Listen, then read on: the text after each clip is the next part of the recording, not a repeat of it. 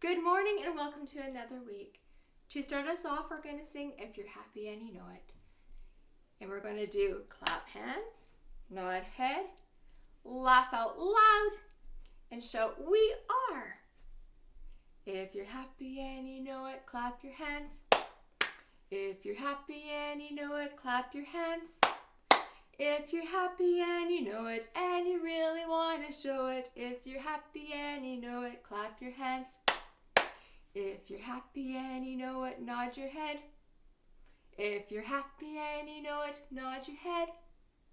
If you're happy and you know it, and you really want to show it, if you're happy and you know it, nod your head.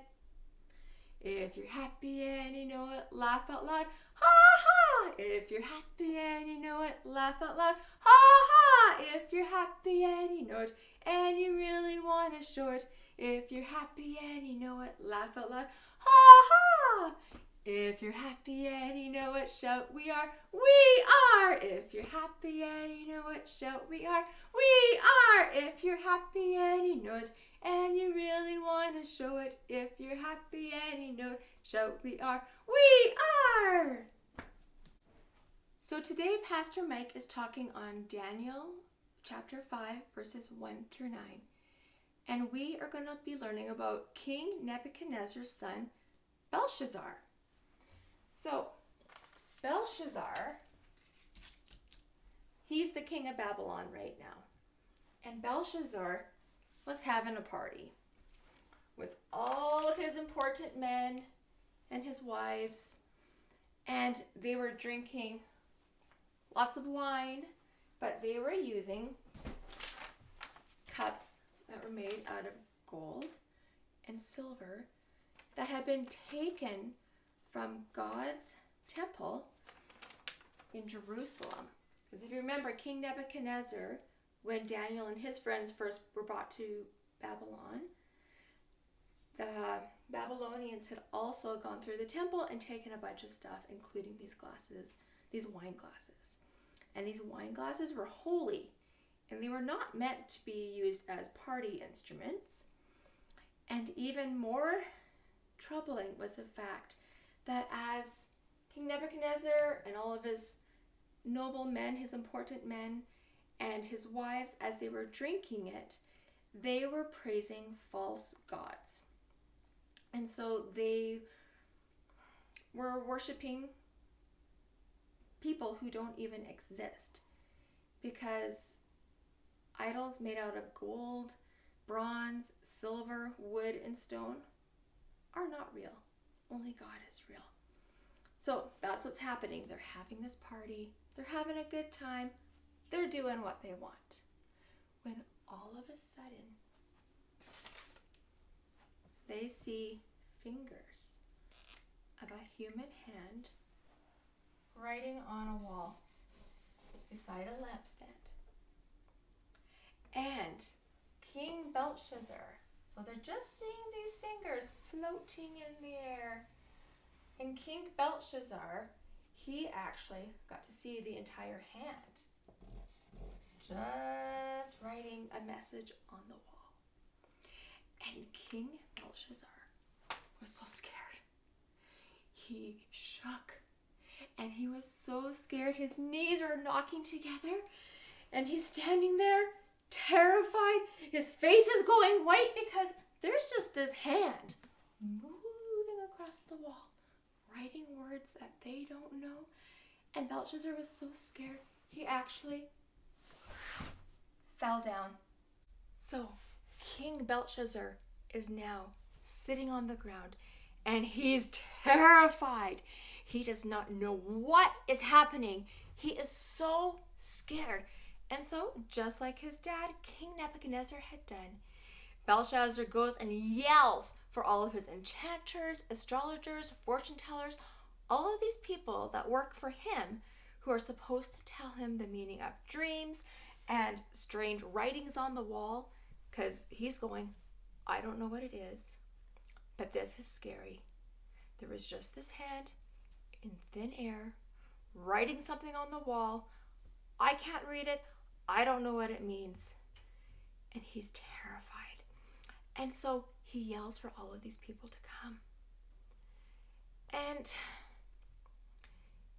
it's interesting to note that King Belshazzar, just like when his dad didn't know what was going on, he yelled for people to come and tell him.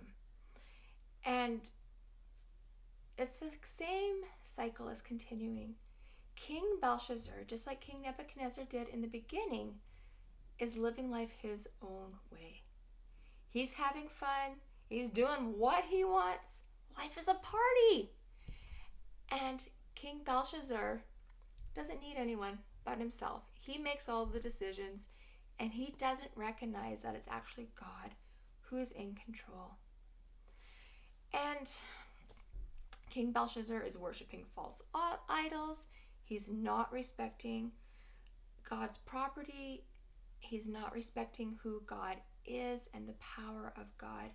And we don't know if King Nebuchadnezzar told his son about God, but King Nebuchadnezzar did learn who God was, and he did recognize God's power and might, and that God is in control and the creator of all things. And so I'd like to think that King Belshazzar hadn't heard about God, but just like you have a choice to believe what your parents believe or not, so did King Belshazzar. Because that is something that's very important to remember. Just because your parents believe in God and worship God and have asked God into their lives to be in control, that's only a decision that you can make. Nobody can make that decision for you. It doesn't matter if you go to church, if you listen to online church, if you're good all the time because your parents are. None of that matters but what's in your own heart, your own decisions. God loves us all, and he wants what's best for us. And he's going to get our attention in many different ways, whether it's through people we know, through reading the Bible. As in King Belshazzar's attention, God is writing on the wall. And sometimes I still believe that God can talk to people directly. And he can use situations in our lives. But God is patient. God was patient with King Nebuchadnezzar. And King Nebuchadnezzar came to realize who God was. And now King Belshazzar is following in his dad's footsteps, living life as he wants to live it, without any regard to God. God is getting King Belshazzar's attention right now. And we'll see what happens next week. And I want you all to remember that even though we may choose not to listen to God or choose not to obey, God is still very patient, loving, and waiting. To end off our time together, we're going to sing 2 songs. Our first song is "Oh, Be Careful, Little Eyes." Oh, be careful, little eyes, what you see. Oh, be careful, little eyes, what you see. There's a Father up above, and he's looking down in love. Oh, be careful, little eyes, what you see.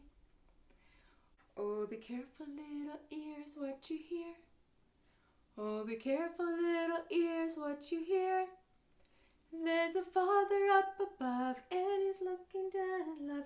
Oh, be careful, little ears, what you hear. Oh, be careful, little mouth, what you say.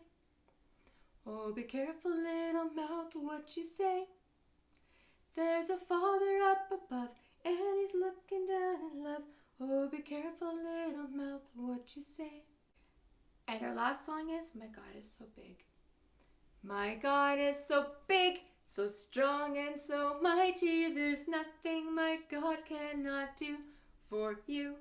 My God is so big, so strong and so mighty. There's nothing my God cannot do for you.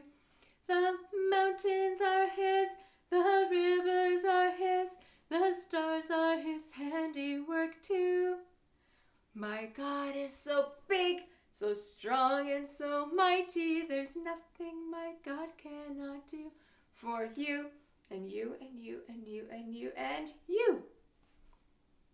I hope that you remember that God is with you every day and that He loves and cares for you so much.